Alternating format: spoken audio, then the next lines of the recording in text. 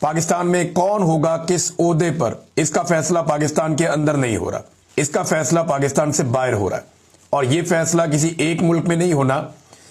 فیصلہ آپ کو سنایا تو ایک ہی ملک سے جائے گا، لیکن دو جگہوں پہ یہ فیصلہ ہو رہا ہے۔ اور اس میں تاخیر کی جو سب سے بڑی وجہ ہے وہ 27ویں آئینی ترمیم ہے۔ یعنی 27ویں آئینی ترمیم میں جس قسم کا گند مار دیا ہے، جو نااہلی اس میں کی گئی ہے، جس قسم کی اس میں عجیب و غریب چیزیں چھوڑ دی گئی ہیں، وہ نالائکی اب سامنے آ گئی ہے۔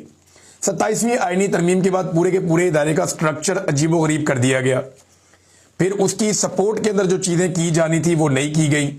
اور اس کی وجہ سے ایک بے چینی بھی ہے اور ادارے کے اندر بھی بڑا عجیب سا ماحول بنا ہوا ہے۔ یعنی ایئر فورس اور نیوی کے لوگوں کو لگتا ہے کہ جی ہم کوئی سوتیلے ہیں، ہمیں کبھی بھی موقع نہیں ملے گا آگے جانے کا یا آگے بڑھنے کا، وہ رستہ بند کیا گیا۔ اور دوسرا، جو بھی آرمی چیف آئے گا وہ سب سے پہلے ایک جنگ لڑے گا تاکہ وہ فیلڈ مارشل بن جائے،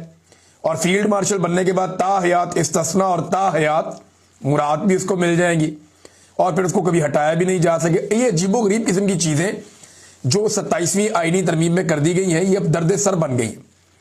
ان آقاؤں کے لیے بھی جن کو پتا چلا کہ اب کرنا کیا ہے، کیونکہ پاکستان کے آرمی چیف کا فیصلہ کبھی بھی پاکستان کے اندر نہیں ہوتا۔ یہ فیصلہ دیگر سٹیک ہولڈر مل کر کرتے ہیں، جو بیرونی آقا ہیں جن کے پیسوں سے پاکستان چلتا ہے، یا جو اپنے پیسوں سے ہمیں وینٹیلیٹرز لگاتے ہیں، یہ فیصلہ وہاں پہ بھی ہوتا ہے۔ ابھی یہ فیصلہ ہو جائے گا کہ کس کو کہاں لگانا ہے اور کس کو کس جگہ پہ بٹھانا ہے اور کون کون سی چیزوں کو ٹھیک کرنا ہے۔ تو جب یہ فیصلہ ہو جائے گا تو لسٹ آ جائے گی، اس کے مطابق پھر چیزیں آگے بڑھیں گی لوکل سطح کے اوپر کچھ چیزیں طے ہونے کے بعد۔ اب کئی لوگ یہ کہہ رہے ہیں کہ جناب حکومت نے یہ کر دیا، حکومت بڑی نالائق ہے، حکومت بڑی نااہل ہے، حکومت نے 27ویں آئینی ترمیم میں کوئی کوتاہی کی ہے، کوئی نالائکی کی ہے، حکومت کا تو نہ اس میں کوئی لینا نہ دینا۔ یہ ترمیم تو جنہوں نے بنائی ہے اسٹیبلشمنٹ نے، اس کے اوپر کام بھی اسٹیبلشمنٹ نے کیا ہے، سیاستدانوں کو تو اس کی الف بے کا بھی نہیں پتا تھا۔